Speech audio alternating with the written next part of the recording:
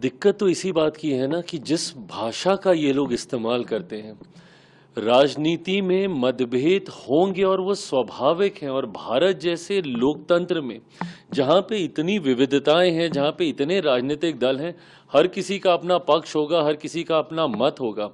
पर अगर मतभेद की परिभाषा शब्दों की मर्यादा को गिराना है तो ये कतई भारत जैसे लोकतंत्र के लिए उचित नहीं है और मैं कतई इसको स्वीकार नहीं करता हूं। मैंने हमेशा कहा है कि राजनीति में भाषा की मर्यादा का पालन करना होगा और भारतीय भाषाओं की खूबसूरती है भैया। इतना बढ़िया शब्दकोश है भारत की हर भाषाओं के पास कि आप बड़े से बड़े विवादित विषय को बड़े से तीखा वार आप मर्यादित शब्दों में कर सकते हैं।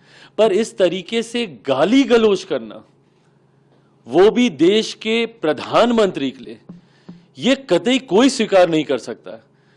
भाई मेरे प्रधानमंत्री हैं, वो हमारे देश के प्रधानमंत्री हैं। वो अगर आपको उनके किसी विषय को लेकर ऐतराज भी है तो आप अपने पक्ष को रखिए ना, पर मर्यादित होकर उस पक्ष को रखिए। आप हमारी नीतियों को लेकर हमें घेरने का काम कीजिए, आप हमारे कार्यों को लेकर हमें घेरने का काम कीजिए, पर यह कौन सी परंपरा की शुरुआत है कि आप गाली गलौज करेंगे? इसको कतई कहीं नहीं स्वीकार किया जा सकता। और कांग्रेस जैसी पार्टी जो कि देश की सबसे पुरानी पार्टियों में से एक है, कांग्रेस जैसी पार्टियों के रहते हुए इस तरीके की भाषा का इस्तेमाल किया जा रहा है। और किस तरीके का गाली गलौज, मतलब ये गली में नुक्कड़ के गुंडे ऐसी भाषा का इस्तेमाल नहीं करते। और ये वही चलन है, ये वही परंपरा है राष्ट्रीय जनता दल जैसी पार्टियों की, जिसकी वजह से 90 के दशक से बिहार जो हमारा बदनाम हुआ है, आज तक हम लोग अपने उस खोए हुए गौरव स्वाभिमान की हम लोग लड़ाई लड़ रहे हैं। राष्ट्रीय जनता दल जैसी पार्टियों ने जिस तरीके से 90 के दशक से बिहार को बदनाम करने का काम किया, यही बोलचाल की वजह से, इसी तरीके की कार्यशैली की वजह से। सोचिए, ये इनके कार्यकर्ता हैं जो प्रधानमंत्री के लिए मां बहन की गालियों का इस्तेमाल कर रहे हैं। ये कार्यकर्ता हैं कि ये गुंडे हैं आपके भैया?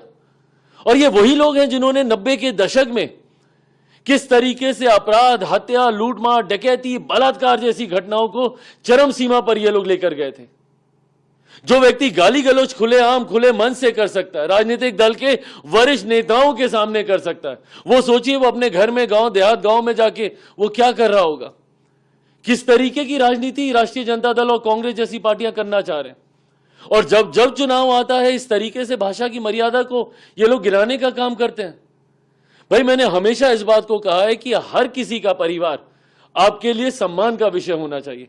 क्या लेना देना किसी के परिवार का राजनीति से जो सार्वजनिक जीवन में भी नहीं है। लोकसभा चुनाव के दौरान इसी तरीके से मेरे परिवार के ऊपर भी ये लोग गए थे। आज मुझे बताइए, जो लोग सार्वजनिक जीवन में नहीं है, आप उनके बारे में इतनी आपत्तिजनक टिप्पणी आप कर रहे हैं। अब बोले ना प्रधानमंत्री जी को, भाई हम लोग जवाब देंगे, प्रधानमंत्री जी जवाब देंगे। पूछिए उनके ऊपर, उनकी कार्यशैली को लेकर, उनकी नीतियों को लेकर एक एक विषय का स्पष्टीकरण हम लोग देंगे। और किस यात्रा को ये लोग लेकर निकले, इतनी बुद्धि तो कांग्रेस जो कि देश की सबसे पुरानी पार्टी और बिहार की पुरानी पार्टियों में से एक राष्ट्रीय जनता दल है, उनके नेताओं को इतनी बुद्धि तो होनी चाहिए कि भैया एसआईआर का मुद्दा, इसमें सरकार का क्या लेना देना।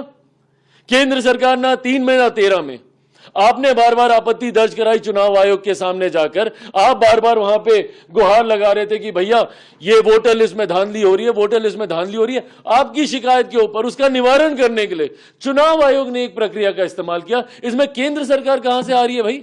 केंद्र सरकार की इस यात्रा में आप केंद्र सरकार को आप घेर रहे हैं। इस यात्रा का केंद्र सरकार से क्या लेना देना?